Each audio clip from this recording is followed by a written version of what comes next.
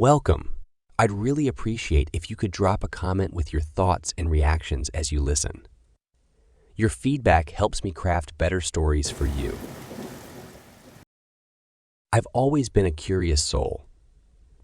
From tinkering with gadgets to diving into the depths of the internet, there was always something new and exciting to discover.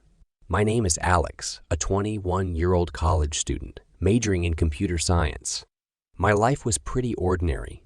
Classes, friends, late-night gaming sessions, and the usual YouTube binges. That's where it all began, on an otherwise mundane Tuesday night. I stumbled upon a YouTube video discussing internet security. It was the comments that caught my eye. One in particular mentioning the dark web, the unseen part of the internet, it read. I had heard about it, of course, but never really paid much attention. It was like a forbidden fruit, lurking in the shadows of cyberspace. My curiosity was piqued. I thought, how bad could it really be? Naive, I know. I decided to take the plunge. I knew the basics. Use a VPN, don't click on suspicious links, and most importantly, use the Tor browser. I downloaded Tor, feeling a mix of excitement and a tinge of fear. Little did I know, this was the beginning of a journey that would shake the very foundation of my reality. As the browser launched, I remember thinking about the stories I'd heard. It's a hub for illegal activities, they said. You'll find things you wish you hadn't, warned others. But there I was, driven by an innocent curiosity, about to delve into the abyss of the internet. The first few clicks were uneventful. It was mostly forums and pages that looked like they hadn't been updated since the early 2000s. But then, I found it. A directory. It was like a gateway to a world I never knew existed. Each link was a portal to something more bizarre and unsettling than the last. I realized then that this was no ordinary browsing session. I was witnessing the dark underbelly of the internet, a place where the rules of the surface web didn't apply. A place where anonymity was both a shield and a weapon. As I clicked through the sites, a sense of unease began to settle in. I kept telling myself it was just curiosity, that I wasn't really doing anything wrong. But deep down, I knew I was treading on dangerous ground. The innocence of my exploration was fading fast, replaced by a realization that some doors, once opened, can never be closed again. That night, I shut down my laptop and tried to sleep. But the images and the possibilities of what lay in the dark web haunted me. I was at the brink of a world far removed from my comfortable, mundane life. Little did I know, this was just the beginning. As days slipped into nights, my initial curiosity morphed into a haunting obsession. The dark web wasn't just a part of the internet. It was a different reality. A place where humanity's darkest desires were not just visible, but celebrated. I, Alex, was drowning in a sea of shock and moral dilemma, yet I couldn't stop myself from diving deeper. I remember the night I stumbled upon a site that chilled me to the bone. It was an auction, but not for antiques or collectibles. Human lives were being traded like commodities. Faces, stripped of dignity and hope, stared back at me from the screen. The brutality of it was overwhelming. But what shook me more was the normalcy with which the bids were placed, as if they were buying furniture rather than human souls. Then came the black market for body parts, a grotesque catalog of human anatomy, priced and displayed with disturbing precision. I felt nauseous, the images burning into my mind. I told myself I was just a spectator, not a participant. But the thin line between curiosity and complicity was blurring. The worst was yet to come. A link led me to a site that seemed straight out of a horror movie. Live experiments on people, broadcast for an audience with a twisted taste for the macabre. The screams, the pleas, the cold clinical commentary of the tormentor. It was all too real, too visceral. I watched frozen in horror as a person's dignity and life were stripped away for entertainment. Sleep eluded me for days. My mind was a whirlpool of horror and shock. I questioned everything: the internet, humanity, myself. How could such evil exist? And worse, how could I? From the safety of my room, watch it unfold. That's when I realized the dark web was more than just a hidden layer of the internet. It was a mirror, reflecting the most depraved parts of human nature, and I had gazed into it long enough to feel its darkness seep into my own soul. I wanted to stop, to forget everything I had seen. But a morbid fascination kept pulling me back. Each click, each new discovery, was a step further away from the innocent curiosity that had led me here. I was losing myself in the unseen depths of the dark web, unaware that the real nightmare was just beginning. The descent into the dark web's rabbit hole was like a slow-burn horror film, where each scene was more terrifying than the last. I had witnessed the unimaginable, the kind of stuff nightmares are made of. But nothing, absolutely nothing, prepared me for the night when the dark web reached out of the screen and into my life. It started with a flicker on my laptop screen. A brief moment of disconnection, a glitch in the matrix, I thought. But when the screen stabilized, my heart froze. There, amidst the sea of disturbing images and text, was something far more chilling. My own personal information. My name, address, even my social security number flashed on the screen for a fleeting second before disappearing. Panic surged through me. This couldn't be real, could it? But deep down, I knew the truth. I had been exposed. My anonymity, my shield in this dark world was shattered. The taste of fear is peculiar. It's sharp, metallic, a flavor that overwhelms all senses. That night, I tasted true fear. My phone vibrated with an unknown number, I answered, and an unnerving, distorted voice whispered threats. Each word was a dagger, and with each threat, I felt my sense of security slipping away. The following days were a blur of paranoia and dread. I kept looking over my shoulder, jumping at shadows. The internet, once a sanctuary, became a battlefield. I was no longer a spectator. I was the target. Sleep was elusive, a luxury I couldn't afford. My mind replayed the threats, the exposure of my information, over and over. I tried to rationalize it, to convince myself it was just a scare tactic. But the fear had a grip on me, squeezing tighter with each passing hour. I tried to cover my tracks, to erase my digital footprint. But the dark web is a labyrinth with no clear exit. The more I tried to escape, the deeper I seemed to sink into its depths. The flavor of fear became my constant companion, a reminder of the invisible eyes watching, waiting. I was trapped in a game of cat and mouse, and I was the mouse, scurrying for safety in a world where safety was just an illusion. This was no longer about curiosity or thrill-seeking. It was about survival. And as I sat there, staring at the screen that had become my enemy, I realized the dark web was not just a place. It was a living, breathing entity, feeding on fear and despair. And I had become its latest prey. The line between the virtual and the real had blurred. And I, Alex, found myself trapped in a nightmare that was all too tangible.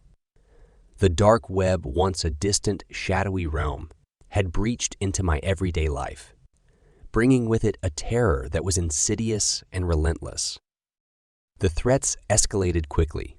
It started with cryptic emails filled with details about my daily routines, places I frequented, people I knew. Someone was watching me, tracking my every move. The knowledge that I was being hunted was paralyzing. Trust became a luxury I could no longer afford. Friends, acquaintances, even strangers on the street. Anyone could be the predator lurking in the shadows. I attempted to sever my ties with the dark web, desperately trying to erase my digital footprint. But it was like trying to untangle a web woven with steel threads. Each attempt to protect myself seemed only to draw more attention, more threats. My computer, my phone, every connected device became an enemy, a portal for those hunting me to peer through. Sleep became a distant memory. I jumped at every sound, saw shadows in every corner. The safety of my own home now felt like a prison. The paranoia was suffocating, a constant reminder of the unseen danger that stalked me. One evening, the nightmare manifested physically. I returned home to find my apartment ransacked, personal items strewn across the floor. It was a message, loud and clear. I was vulnerable, and nowhere was safe. The invasion of my private space was a psychological blow that shattered any remaining illusion of security. The realization hit me like a ton of bricks. The danger wasn't just online. It had crossed over into the real world. My involvement with the dark web had opened a door that couldn't be closed, inviting a darkness that was now part of my reality. I knew then that I had to fight back, to reclaim my life from the clutches of this unseen enemy. But how do you fight something you can't see? An adversary that hides behind the veil of the internet. I was out of my depth, a pawn in a game where the rules were written by those who thrived in the shadows. As I sat amidst the chaos of my violated home, the taste of fear lingered in my mouth. It was a bitter reminder of my vulnerability, of the price of curiosity. The hunt had begun, and I was the prey, scrambling for survival in a world where the lines between the virtual and the real had become dangerously blurred. The final confrontation was nothing like I had imagined. There was no dramatic showdown, no face-to-face with a masked villain. It was a silent battle, fought in the shadows of the internet and the corners of my own mind. I realized the only way to escape the dark web's grasp was to become smarter, more cautious. I delved into cybersecurity, learning how to mask my digital presence, how to shield my life from prying eyes. It was a race against time and against an enemy that thrived in the world of ones and zeros. Then came the night that changed everything. A knock on my door jolted me awake. Peering through the peephole, I saw a figure cloaked in darkness. My heart pounded as I remembered the threats, the violation of my privacy. But this time, I was ready. I had set up cameras, traps of my own. I called the police, whispering my situation through trembling lips. The figure vanished before the police arrived, but it was a turning point for me. No longer would I cower in fear. I had taken steps to protect myself, to fight back against the shadows. The encounter was a catalyst, igniting a determination within me to reclaim my life. In the following weeks, I became a ghost in the digital world. I learned the art of anonymity, the power of being unseen. My encounters with the dark web had taught me the hard way, but I emerged wiser, more resilient. The final chapter of my dark web saga was not an epic escape or a victorious battle. It was a quiet exit, a strategic retreat from a world that had brought me to the brink of destruction. I left no trace, no sign of my journey into the abyss. But the scars remained, the nights of terror, the sense of being hunted, the paranoia. They left a lasting impact on my psyche. I was safe, but the sense of security was forever altered. The dark web had shown me the depths of human depravity, and that knowledge could not be unseen. As I closed the chapter on this harrowing experience, I realized I had emerged not just a survivor, but a changed person. I had tasted the darkest flavor of fear and come out alive. But the experience had reshaped me, carved a deep understanding of the digital shadows that lurk behind the screens. I was no longer the naive college student who had ventured into the dark web out of curiosity. I was a survivor, hardened by the fires of a hidden war, forever vigilant in a world where the line between the virtual and the real is perilously thin. The neon lights of Tokyo bathed the city in a surreal glow as I, Maya Sato, made my way through the crowded streets. The vibrant energy of the city was a stark contrast to the dark underbelly I was about to delve into.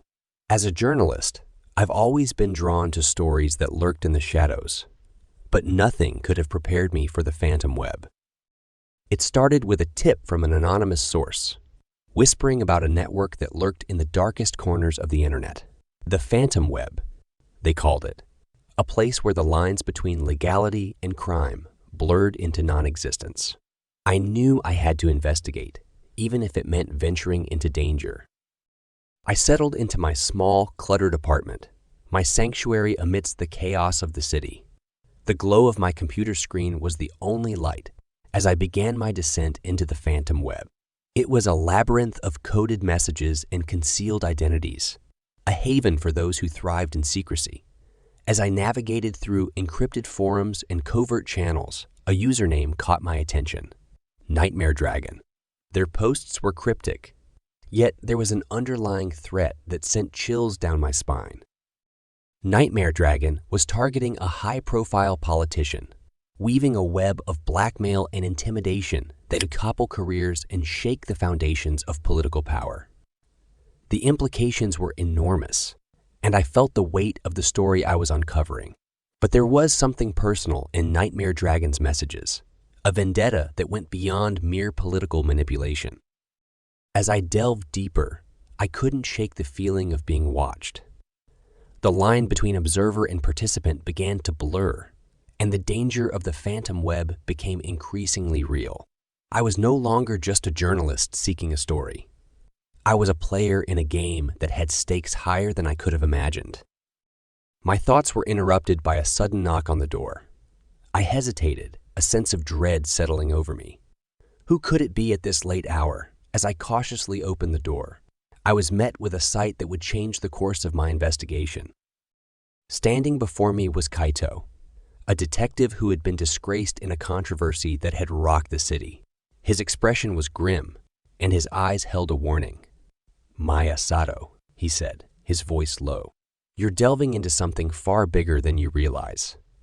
The Phantom Web is not just a story, it's a battlefield, and you're in the crosshairs."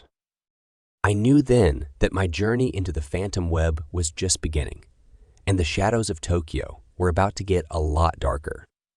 Kaito's sudden appearance at my door was like a scene straight out of a noir film. Only this was no movie.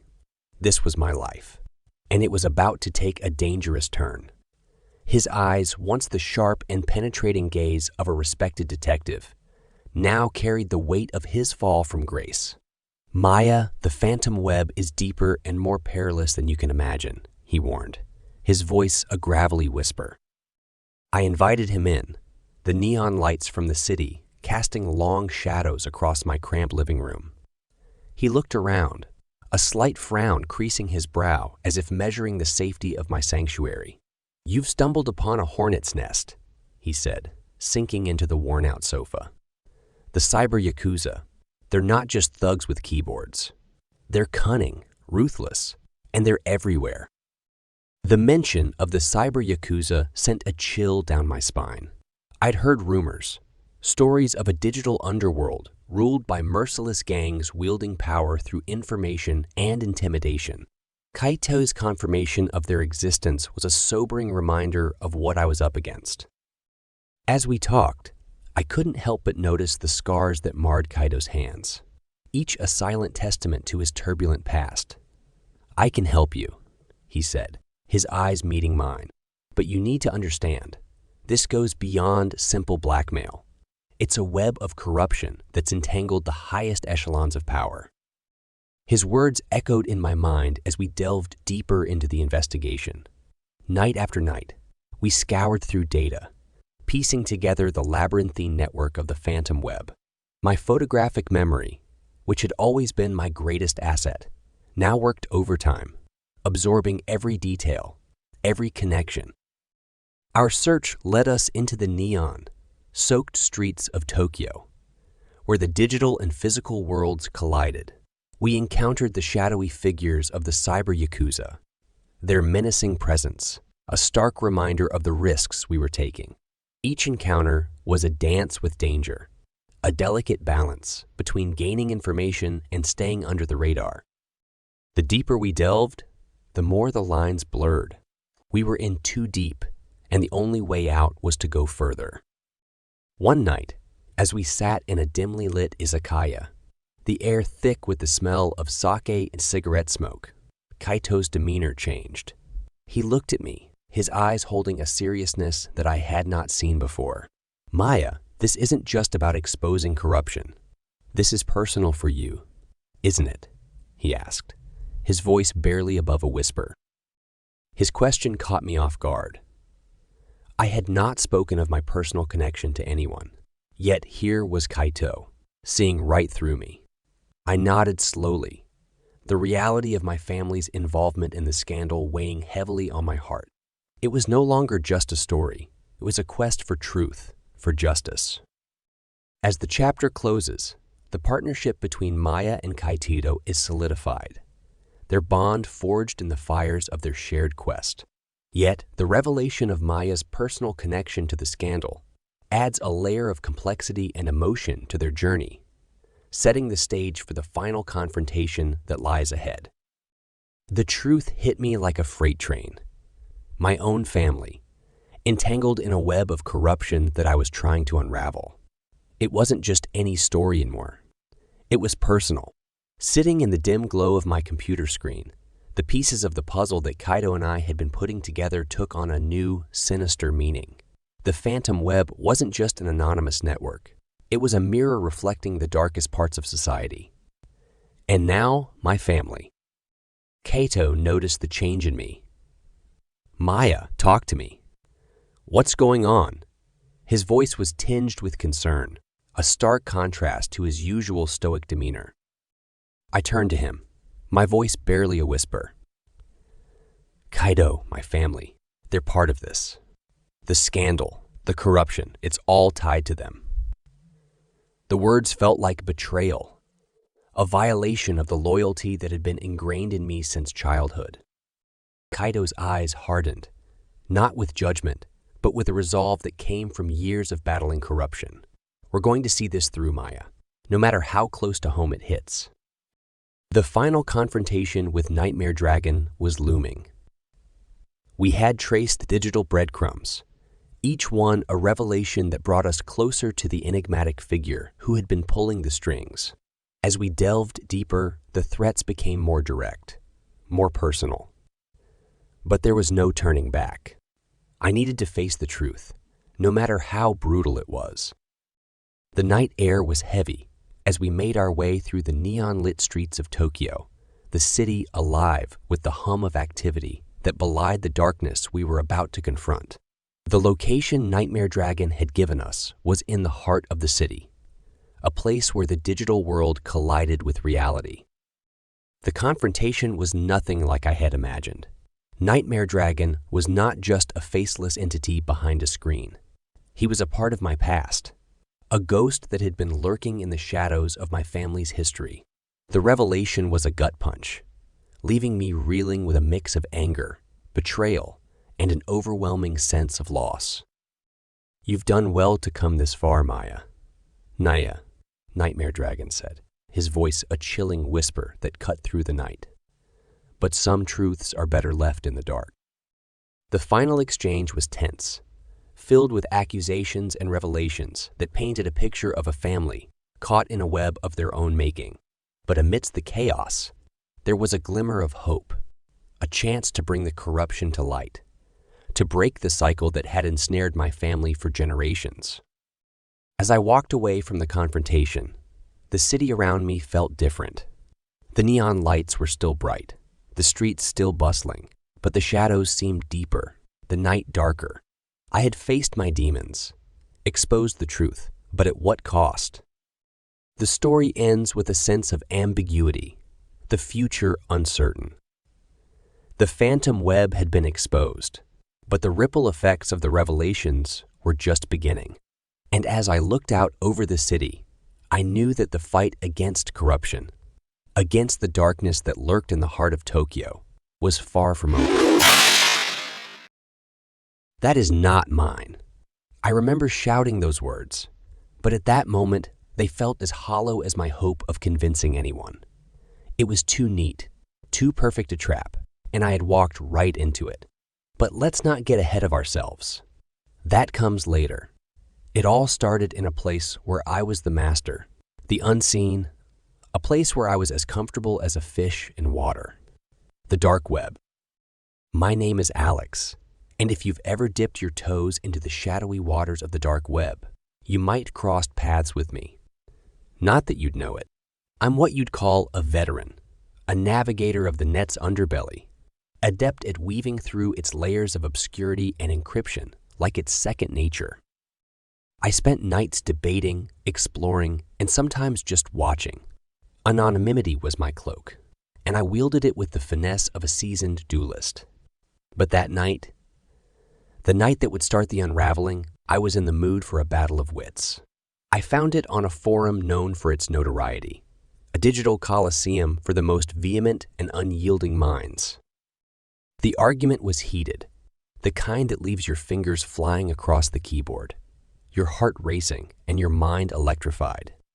It was with a user whose handle I knew all too well, CipherShadow. Our exchanges were legendary, and this one was shaping up to be a duel for the ages. As the debate spiraled, the attacks became personal, the insults sharper, each of us trying to outdo the other. I felt a rush, a high, a sense of invincibility as I typed my final retort, something so cutting, so decisive, that I knew it would leave CipherShadow reeling. I hit send and leaned back, the glow of the screen illuminating my smirk of triumph.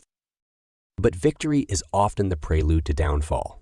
As I basked in the afterglow, an uneasy feeling settled in the pit of my stomach. I had gone too far, ventured too deep, and something told me that this was not the end of it. I tried to shake the feeling, to tell myself it was just another win, but the seed of dread had been planted. Little did I know, it was about to sprout into a nightmare that would consume my world. I shut down for the night, the uneasy feeling lingering like the aftertaste of a bitter pill.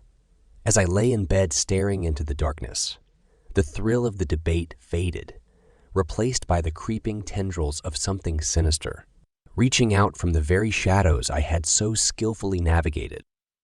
The memory of last night's debate had settled into the corners of my mind by morning, like the remnants of a storm cloud that threatened to burst, but never did. I was midway through my first cup of coffee, the bitter tang a welcome bite, when the knock came. It was forceful, insistent, a harbinger of chaos. "That is not mine," I yelled, but the words were drowned out by the clamor of a door being rammed open and the rush of boots on laminate flooring. My apartment, once my sanctuary, was invaded by a swarm of police officers, their badges glinting like the eyes of predators in the half-light. "What is the meaning of this?" I managed to say, my voice steady despite the adrenaline that spiked through my veins. But they weren't there for explanations. They were there for evidence. My computer, the gateway to my nocturnal escapades, was seized. I watched, as if from outside myself, while they unearthed files laced with the poison of illegality, files I had never seen nor downloaded. A sick realization curdled in my stomach. "I've never seen that before," I pleaded, my protest feeble against the stark reality of digital fingerprints that claimed otherwise. "You have to believe me." But the officer's eyes held no room for belief, only the cold reflection of duty. Handcuffs clicked around my wrists with the finality of a judge's gavel. As they led me away, the faces of my neighbors peered out from behind slightly ajar doors, a tableau of curiosity and judgment. The ride to the station was a blur, the world outside the barred windows, a streak of colors without form. My thoughts were a whirlpool, circling around one name, CipherShadow. They had taken our online skirmish into the real world, weaponized my digital footprint into a shackle more binding than any metal. At the precinct, I was processed with an efficiency that was almost impersonal. Mugshots, fingerprints, the cold sweep of a metal detector. Each step was a descent further into a nightmare I could not wake from. In a small room with walls the color of dirty snow, I waited for what came next. The ticking of the clock was a countdown to an uncertain fate.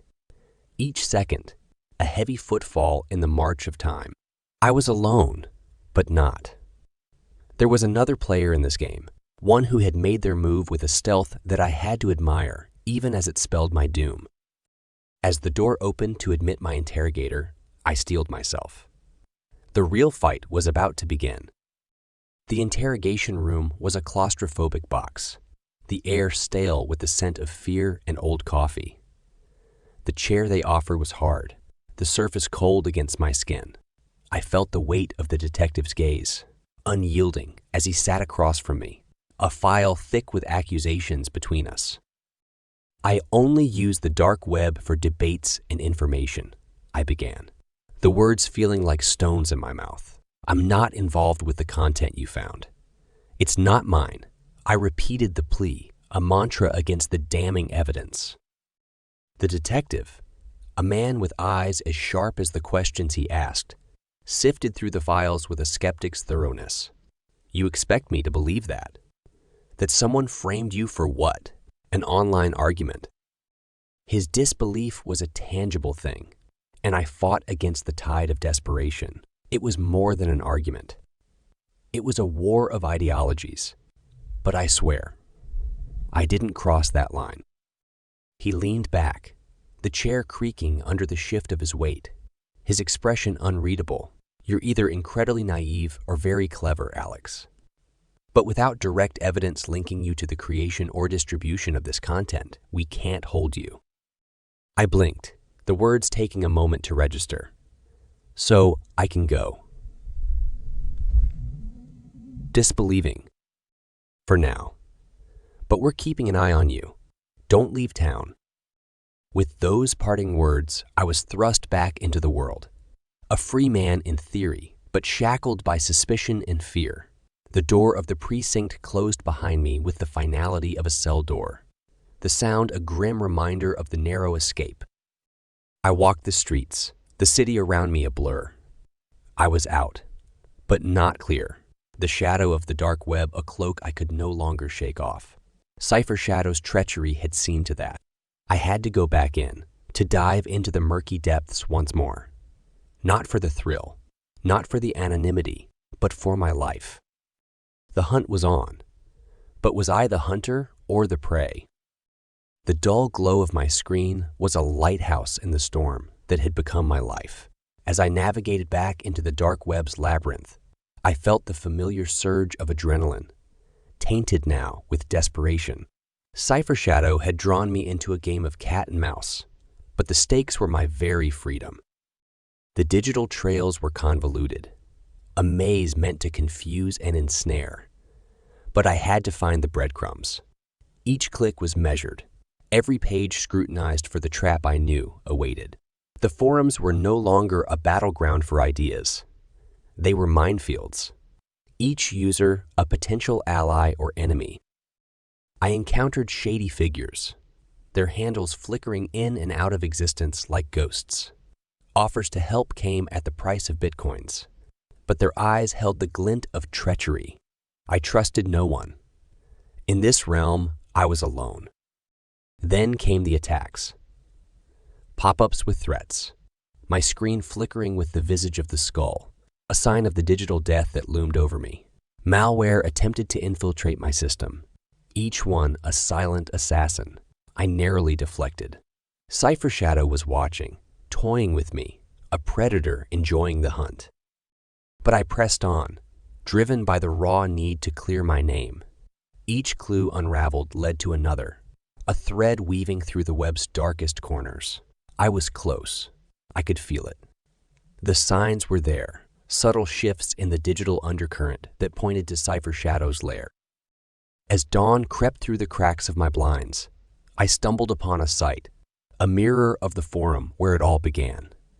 It was different, distorted like a reflection in a funhouse mirror, and in its center was a message, a single line that sent chills down my spine.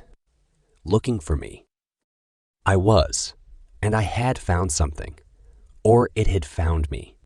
The message was a beacon, a signal that the endgame was approaching. But as I prepared to delve deeper, to finally confront CipherShadow, a knock echoed through my apartment, a foreboding sound that seemed to resonate with my racing heartbeat. The hunt was not over. It had merely shifted battlegrounds. The knock was soft, almost hesitant, but in the silence of my apartment, it thundered in my ears. I stood motionless, breath caught in my throat, my eyes fixed on the door. The digital chase had led me here, to a precipice between two worlds, and the knock was a cue for the final act. Looking for me, the message from the mirror site echoed in my mind. They were close. Perhaps just beyond the door, the anonymous adversary materialized from the shadows of the web into my reality. With cautious steps, I approached, every creak of the floorboards, a drumbeat to my racing heart. I reached for the door, my hand trembling, the cold metal of the knob a jolt to my system. I flung the door open, ready to confront my nemesis, but the hallway was empty, the silence mocking. My eyes darted to the ground where an envelope lay, innocuous yet ominous. I picked it up, the paper light in my hands but heavy with implication. Inside, a single printed line. You were always one step behind Alex. The game had changed. It wasn't just about being framed anymore. CipherShadow knew me, not just my online persona, but me, Alex. They weren't just a shadow. They were flesh and blood, and they had been closer than I had ever imagined. Panic set in, a cold, clawing thing that threatened to unravel me. I had to move, to leave, to escape the invisible eyes I felt upon me. But as I turned to pack a bag, my computer pinged, a new message notification flashing on the screen. It was from CipherShadow. You can't run from your shadow, Alex. I realized then that this was far from over. CipherShadow was playing a game with no end, a cat with a mouse that could never escape. The knock, the message. It was all a demonstration of power, a proof that they could reach out and touch my world whenever they wished. The story doesn't end here, not really. I'm still here, still searching, still trying to outsmart the shadow that lurks just out of sight.